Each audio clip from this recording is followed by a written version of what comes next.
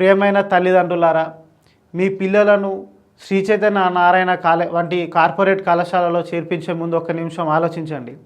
ప్రతి 5 ఏళ్లకోసారి సవ్యంగా ఎలక్షన్స్ నిర్వహించే ఎలక్షన్ కమిషన్ కానీ, ఇప్పుడు చెరువులను ఆక్రమణ చేసినని ఎఫ్టీఎల్ బఫర్ జోన్లో ఇల్లులు కట్టుకున్నారని హైడ్రా పేరుతో ఏ విధంగానైతే ఇల్లులను కూల్చివేస్తూ ఉన్నదో, ఇట్లాంటి చర్యలు చేపట్టిన ఎలక్షన్ కమిషన్ కానీ, హైడ్రా కమిషన్ కానీ, విద్యాశాఖ అధికారులు ఏం చేస్తూ ఉన్నారు?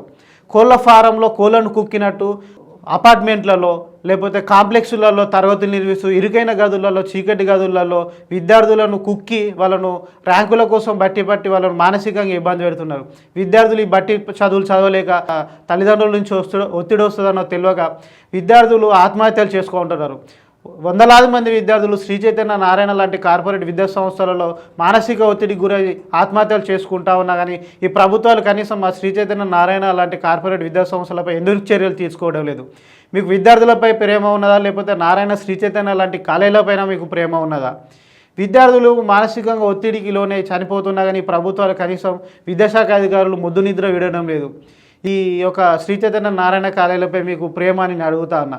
ఒక కళాశాలను ఏర్పాటు చేయాలంటే దాదాపు ప్రభుత్వం నుండి 30 శాఖల నుండి వాళ్ళు అనుమతులు తీసుకోవాలి. ఫైర్ సేఫ్టీ అని, గ్రౌండ్ అని, మంచి బిల్డింగ్ స్ట్రక్చర్ అని, అట్లాంటి చాలా అధికారుల నుండి వాళ్ళు అనుమతులు తీసుకోవాల్సింది. అలాంటిది ఏం లేకుండా ఒక మల్టీ కాంప్లెక్స్లలో, అపార్ట్మెంట్స్లలో చిన్న రూములలో తీసుకొని విద్యార్థులను చీకటి గదులలో బంధించి, ఏదైతే కోళ్ళ ఫామ్లో బంధించి విద్యార్థులను ర్యాంకుల కోసం బట్టి చదువులు చదివిస్తున్నారు.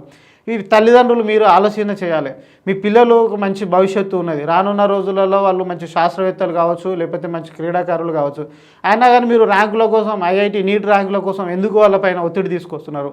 మీరు ఒత్తిడి చేయడం వల్ల, అక్కడ కళాశాలలో బట్టి చదువులు చదివించడం వల్ల కళాశాల యజమాన్యం నుంచి, తల్లిదండ్రుల నుంచి వాళ్ళకి ఇబ్బందులు ఏర్పడి వాళ్ళు మానసికంగా ఒత్తిడికి లోనే వాళ్ళు ఆత్మహత్యలు చేసుకునే పరిస్థితి ఉన్నది. కావున తల్లిదండ్రులారా ఒకసారి ఆలోచించండి. మీ విద్యార్థులను ర్యాంకుల కోసం, సీట్ల కోసం చదివించకండి. వాళ్ళకి జ్ఞానం కోసం చదివించండి. జ్ఞానం ఉంటే విద్యార్థి ఎక్కడికైనా వెళ్ళి బతకగలుగుతారు. అంతేగాని ర్యాంకుల కోసం చదివిస్తే ఆ ఎగ్జామ్స్ వరకే వాళ్ళకి ర్యాంకులు వస్తాయి, కానీ భవిష్యత్తులో వాళ్ళ ఉన్నత శిఖరాల్లో చేరుకోలేని పరిస్థితి ఉంటుంది. కావున తల్లిదండ్రులారా మీరు ఒక్క క్షణం శ్రీ చైతన్య నారాయణ లాంటి కార్పొరేట్ కళాశాలలో, మల్టీ కాంప్లెక్స్లలో చదువులు చెప్పే కళాశాలలో కాకుండా ఆహ్లాదకరమైన వాతావరణంలో ఉన్న కళాశాలలో చేర్పించి వాళ్ళు భవిష్యత్తులో ఉన్నత శిఖరాలు అందుకునేలా మీరు ఆలోచన చేయాలని డెమోక్రటిక్ స్టూడెంట్స్ అసోసియేషన్ తరఫున మేము తల్లిదండ్రులను కోరుకుంటా ఉన్నాం.